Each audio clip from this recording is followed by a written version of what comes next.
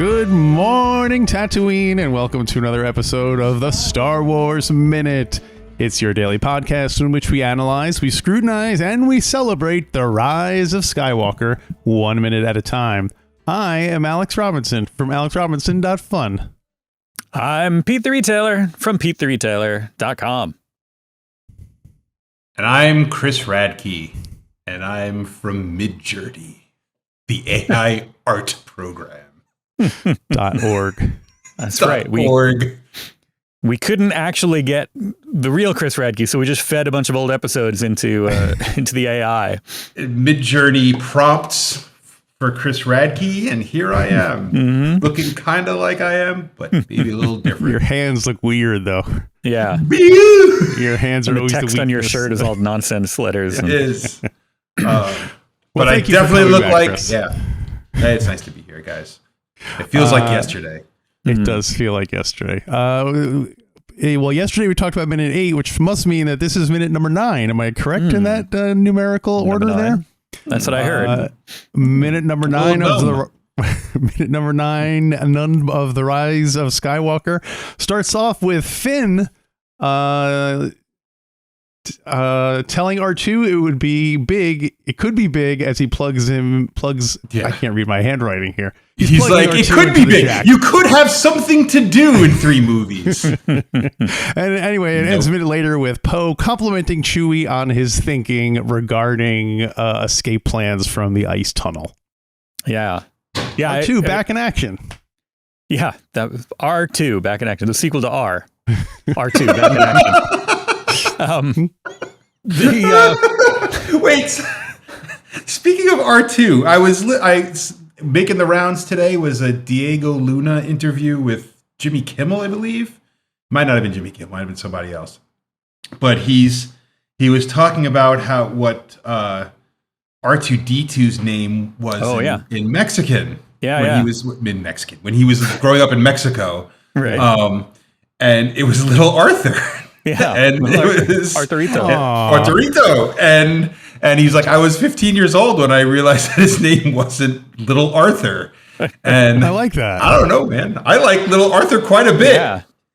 Now, can we also establish then a canonical link between B. Arthur and Little Arthur, and B. Andor's droid friend? Oh yeah, B2. Oh my god, it all rhymes, man. Anyway, moving on. I like that Finn's like, this could be big, R2, and R2-D2 has to have that, like, he's been around for some of these, like, what, big, like the Death Star plans? Because I got those in me, too. Like, he's got to be like, okay, big, he's a huge, really huge guy. Maybe R2 processing the entire Imperial data network. He's like Dr. Manhattan now. He's like a different level of... decades of people just uploading shit into him. It's like, that's why he doesn't do much, because he can't move at this point. He's got he's like the supreme intelligence. I know what to do. So much. It's like, there's no point. All this is petty squabbles. These Star Wars mean nothing to me now. Yes, exactly. Call me R. It's weird to me that he plugs the plug into one of the blue stripes things on R2's chest, because I always assumed both of those things were like arms. Oh yeah, you know what I mean? No, they're flaps, right? Yeah, that's but I feel like there was usually something like at the end of one of those. Like anyway, it was weird seeing stuff came out from underneath them, but I don't think those things were attached to them, right? I don't know. Look, there's are we talking about the same panel? I got to go back. His little the blue stripes, his blue fidgets under his head. Yeah. I mean, look, this is clearly the director had made a choice, and the same way a director once made a choice of, like, those spriggets on his arms look like jet boosters. So there's precedent where R2 has, the gadgets have multiple functions and utilities. If anybody was keeping tabs, that was, I think, 4 minutes and 26 or something like that before Radtke started trashing JJ this episode. We'll see if we can beat that. It was like you set that up. Well, here's another choice, another odd choice, something that didn't sit well. Not that it didn't sit well, but something that kind of raised the same hackles. It had the same effect of like, wait a minute, that's not how Star Wars works to me. Is when we get this swarm of TIE fighter pilots coming in, and one of them says something, and I'm like, wait a minute. Do we ever hear them talking to each other? I can't think of. And at this point, they're like, aren't they just like a mix of inbred undead or something like that? They should have. No, these are all child soldiers. They're being chased by the child soldiers who. That's right. I forgot. This is the First zombies Order are still on Exegol. Yeah. Gotcha. For those of you keeping score at home, I can think of at least one time when before the TIE fighter pilot bumps into Darth Vader in the trench, he goes, "Look out!" And he that bumps guy. into Darth Vader. Right. Of the course. only time I can think you mean of my it. favorite part of my favorite movie? You always that's forget what I about. forgot. Where I was like, this doesn't seem all right. So there we go. The precedent set. Look out! Get out of the way! Yeah. Well, of course, we have the other precedent of seeing the classic trope of the Millennium Falcon going down narrow tunnels, being pursued by TIE fighters. Sure. And I guess the asteroid field was kind of the first kind of iteration. It wasn't tunnels exactly, but that was the first kind of time we saw the Falcon threading in among things to, to get away from stuff. Yeah. So, I feel like it ends up inside the space slug, so it kind of goes through into the tunnel. it For a ends in a cruiser tunnel. of that size, it really is just a freighter of that size. Excuse me, It's not a cruiser. It sure finds itself in a lot of tunnels. Like that's a big thing to go into tunnels as often as it does. Yeah, I think they'd pushing their avoid luck. them more. Yeah. It's like a van or like a one of those cube, like a Mitsubishi Fuso or one of those with the corner window, right? Yeah, that square thing. Yeah. And but imagine like taking that through all kinds of through an obstacle course. Yeah, like put one of those, put a little like a box truck, in the Fast and the Furious franchise. Right, and that's what they're doing, and and it's cool to see that once, but then when you lack vision and creativity, sometimes you lean on what's come before. Pete makes those of you that are listening, right? Pete's eye raise. It was like Dwayne "The Rock" Johnson just showed up. Dwayne the Retailer Johnson. Dwayne the Reed Johnson. But on the one hand, yes, but on the other hand, no. I could watch these kinds of things all day.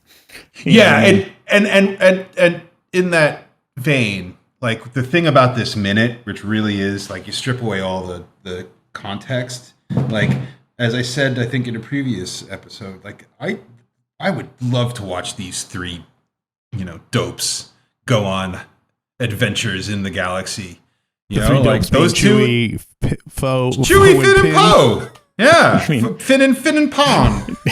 You mean Claude and Boolio and Chewbacca and this boy. Yeah, win the war. Win the war, guys. All right, not yet. Oh no, that is this minute. So that is this minute. Yeah, he says that. Win the war. Win the war. He's got his little, What are alternate ways? What if he was like, how can we thank you? Like what would be other good answers for that? From Boolio? From Boolio. Well, now that you mention it. Right. I'm going to be out of town and I need a pet sitter. Exactly. He needs medication. So my sister needs a place to stay.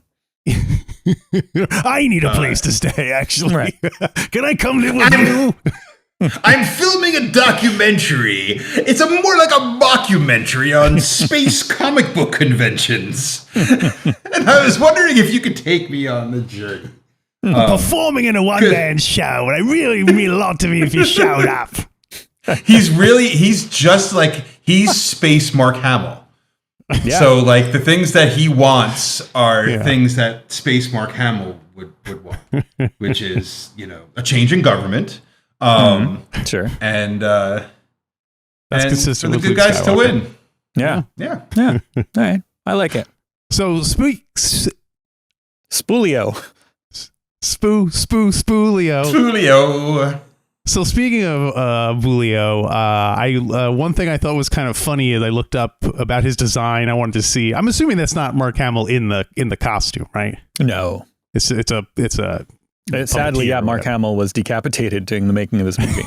Spoiler alert, but for the fate of Boolio, but Right. Yeah, so they were trying to come up with, when they were coming up with designs for Boolio, I assumed it was just like they went to the creature shop, picked out, the guy next to Claude and said, okay, he'll be the guy. But no, the Admiral Akbar method. Yes, exactly. They specifically designed his head so that it would look good when it was decapitated. Spoiler alert for later on in the film. Right. Pow. He was decapitated. They found his head over by the snow cone concession. So, they gave him horns to hold as opposed to hair because that looked better. And they made it so he has that big wide Muppet mouth so that you can't see the bottom of his neck where all the guts would be coming out. Right. So, well done. That's a great design. I read they went through a couple of iterations on it too, trying to figure out the best one. And one of the rejects, this is the,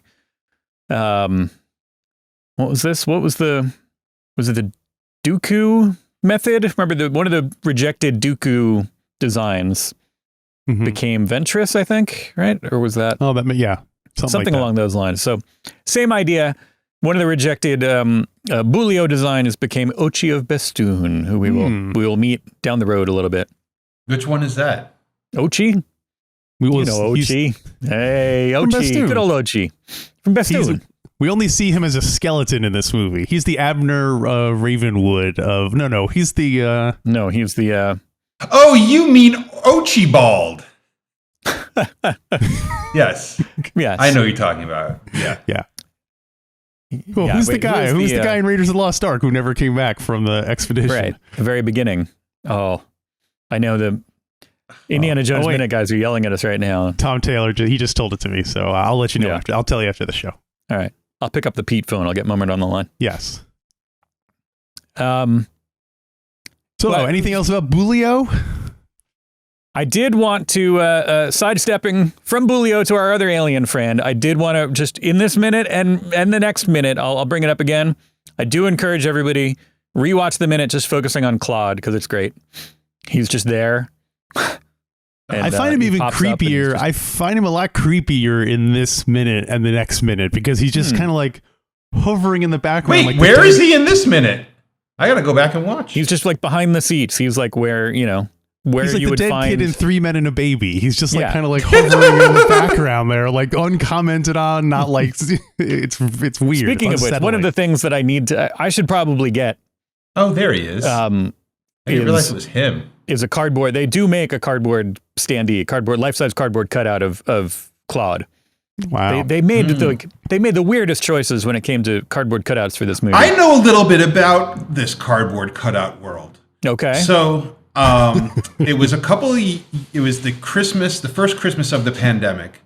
And Mando... Now there's jingle bells being dubbed over, like little sounds of jingle bells being dubbed over. The thing gets a little fuzzy. And we go in through a snowy window to see you. And the Radtke him, or would be a younger actor playing him? Yeah. No, I'm more grizzled. I'm definitely grizzled at this point because it's almost a year. It's less than a year into the pandemic, but it's peak horror. And it's our first Christmas, maybe our last. Harvey peak horror. And what happens is, because we were watching, because my daughter really enjoyed Agents of S.H.I.E.L.D. We had she likes Ming-Na Wen. And when Ming-Na shows up as Fennec Shand in that first Mandalorian episode, it was like, wow, cool. And as we were trying to figure out Christmas presents, I'm looking like, is there any Fennec Shand merch? And the only thing I could find was there was a company that had a Fennec Shand standee. And it's like every obscure character. A Fennec Shand. Would you like a Fennec Shandy? And it was, and that's what she gives Boba Fett when he sits on the throne. She's like, I made you one of my Fennec Shandies. we got her this Fennec Shand standee, but the problem was it hadn't arrived in time. So I called the company or sent them an email being like, "Yo, where's my Fennec standee?"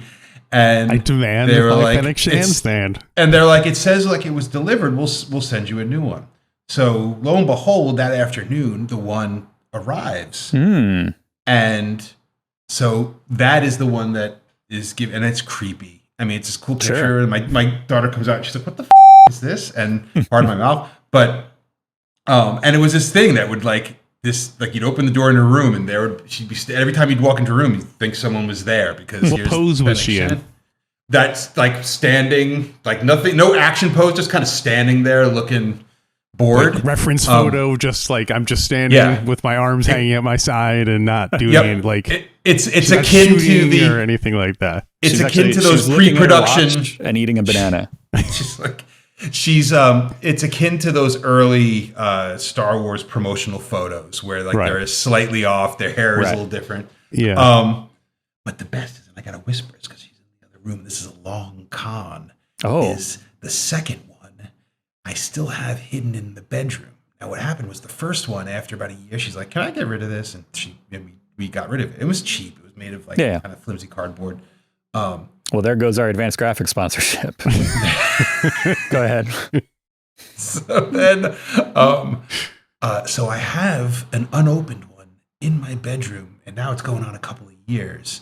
And at some point, I'm going to set it up and put it in her bedroom. And she's going to come home from school or come home from hanging out with her friends, and she's going to open the door, and she's going to return, and there's going to be the Fennec Shand standee. Nice. So, hopefully anyway, it's with her friends, and so they're confused and terrified. Friends who had no idea, who had never seen the original, are just like, "What is that?" Oh my God! I'm going to plan it next time she has friends over. I will keep you posted how it goes. All right. Cool. Awesome.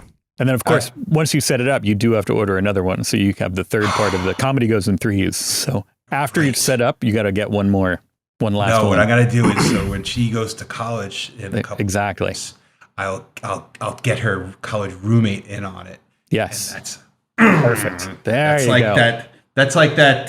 Did you watch that Beastie Boys documentary with them, the two remaining Beastie Boys? And they MCA, Adam Yauch, did this long con with one of the Beastie Boys had a thing someone gave him that they threw away. It was like a coin, a lucky coin.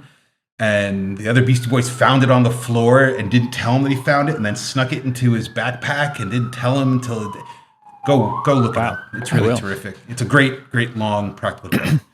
You can cut all of that. No. I'm sure all of it's pretty boring for everybody. No, I want to. I encourage, even though they do fall apart, but they're flimsy sometimes, and they don't probably not as great as you want them to be. But ordering a cardboard standee is a weird, fun thing that is.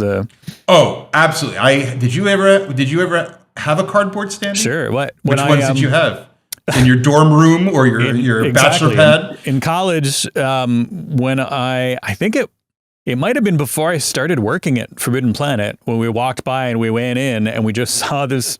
We used to have them. This is how I know about the company, because we used to order them all the time. We'd have a variety of, sci-fi and other properties. And for some reason, my roommate and I walked in. We're like, oh, we should buy that cardboard stand-up of Worf and bring it into our dorm room, and we can call him Jimmy. And we're like, yeah, that made total sense to us. And so we did. We brought it into the dorm. We put a little "Hello, my name is Jimmy." And people would be like, one guy thought it was Neil Young at some point for some reason, but everybody else was like, why do you have Worf? I'm like, no, it's Jimmy. And then we even took him on road trips and everything. And he did fall apart, but his head still exists. His head still survives. That's amazing. This is, 25 plus years later, his head is still preserved at my former roommate's house. That's amazing. I had the very first, as soon as they released a Boba Fett standee, right? In the I guess that was probably maybe 94. 94. That was definitely I bought that. I pre-ordered it out of Diamond, I think, previews, if I'm not mistaken. And then I had a great Neil Diamond standee, because a friend of mine worked at a record store, and it was for his Christmas album. And you ordered that from Boba Fett. and I got that from Boba Fett. Now I'm a huge Neil Diamond fan. That's something Nice. that a lot of people don't know about me. But What year Neil Diamond is it? What year Neil Diamond is my favorite? No, Or what the year- standee. Which era? Oh, of Neil it Diamond was to promote his Christmas album in like 94, 95. Oh, okay. So we're talking it's 94. so it's like older Neil Young. it's a 50-year-old man standee in a Christmas. It's a 50-year-old Jewish man in a Christmas vest and Christmas getup, and I think he's maybe like there's some kind of like a martini or something. But Nice. yeah. And he's giving that sexy Neil look, you know. He's like, Sure. he knows who his fans are. I'm a believer. Yeah. I do have to say this is way off topic. Now we're on. We talked about Neil Young. We'll talk about Neil Diamond. Hopefully, we don't Tom Petty either of these guys. But one of the albums that he did with Rick Rubin, after Johnny Cash died, and he did a Neil. He was like, oh, who else can I do this with? And he did a Neil Diamond one, and then 12 songs, I think it is. It's Yep, great. I have got it. Yeah. What about that? It's great. Okay, so highly recommended. I've never listened to it. Really? Because I had just moved in with my, who would eventually be my wife. And we were living in our apartment. I think both of you may have been there at one point. And the Rick Rubin Neil Diamond album came out. I buy it and I put it in my CD player on my computer that I had built with my friend Brian Jacks. So when I say I had built, Brian Jacks built it, and I was along for the ride. Beach, as we know him. He's the linchpin. He's the reason why the three of us know each other. Brian Jacks, look him up. So he, what was I talking about? Neil Diamond. Neil Diamond. Neil Diamond CD. So the CD I put into it, and suddenly some kind of thing happened, like a virus that shuts down my computer. And it turns out, I believe it might have been Sony that they had put a protection on and this was like one of the first CDs that they were doing this with. And this production like forced a update or something where there was eventually like I had to completely wipe out my whole computer to fix it. It broke everything.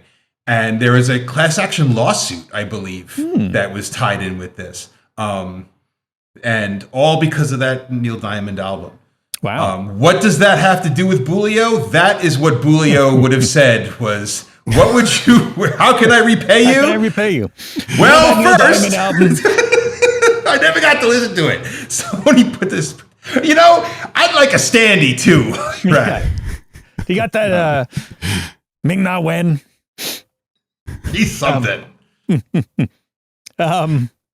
So Finn gets behind the gun of the gun of the Millennium Falcon in another classic scene. Because, Is he upside down in that gun? Does he sit upside down in that gun? I think he's still not resolved. It's okay. Huh, yeah, I guess you're right. Yeah. But anyway, he's much more confident, so that's some character development. Remember the first time we saw him doing it, he was all scared and he's with his friends now. And now he's like, I know, I got this. And he's all cool behind the... I went and rewatched the original dogfight sequence in Star Wars, the escape from the Death Star, Sentry ships, and it really is a masterpiece of editing because the only time you see the Falcon and the TIE fighters together are 3 shots. There's only 3 shots of the surface of the Falcon with the TIE fighters going, like you never see them interacting really at all. Yeah. It's really incredible how in your mind it pieces it together but it's really crazy. If you can just watch it and just see that it's just a bunch of people like looking up and down and around, like there's people flying around them, and it really conveys the sense of that there actually are ships flying around them. So it's really incredible. Good job, Marcia Lucas, and that other guy. Right. Yeah, and good job to Mark Hamill and Harrison Ford being, selling it. Yeah. Everyone involved, good job. Yeah. Except you, 3PO. 3PO didn't really help very much. Although, who's not doing a good job? Who? Even though he's confident, Finn gets in there and he starts shooting and he misses because he was a stormtrooper. Oh, wow. He's shooting the guns and he's missing because he still doesn't have. Eventually, I think after a couple of tries, he shoots one. He like adjusts because now he's not a stormtrooper anymore. But it's like it's almost like a mini little arc of his life right here. He's missing because he's a stormtrooper, and then he eventually grows beyond it and manages to shoot one. And there's something else, but I'll tell you later about his story arc. Yeah, that's all. Also the other thing I noticed, the ice tunnel as the Falcon is flying through the very end. If you look at it, I'm not sure, but it may be an homage to the Star Wars arcade game. The tunnel, those things you have to fly up and down over. Go back and take a look. It looks like it's there. Basically, it looks like the trench run. Oh yeah. Where there's second or third levels after. Right. Yeah, they start to add the horizontals in there. Yep. No, all right, I like it. Yeah, there you go. It rhymes. I'll allow it. Yeah. Or wait, have you ever played the Empire version of the Star Wars arcade game? Yes, it's more like that. Okay, I have played it, but I don't remember it well enough to. I played the original a million times, but I can't remember the Empire one well enough. I know I've played it. I remember seeing it. I have no recollection of like much about it, other than I know it exists. It wasn't common. No, it was not. That was. Yeah. Well, I guess that will wrap up. I guess that will wrap up minute number 9 of the Rise of Skywalker. Chris, do you think you'll be able to close out the week with us tomorrow? One more? I think so. All right. The wife. You know who else we want to help us close out the show is you, dear listeners. You can call our hotline, 8-Day Greedo. That's a telephone number. If you call it, and you can leave a message. Pete and I were just talking about it the other day, and I think we said like 30 seconds should be like your... Don't go longer than 30 seconds.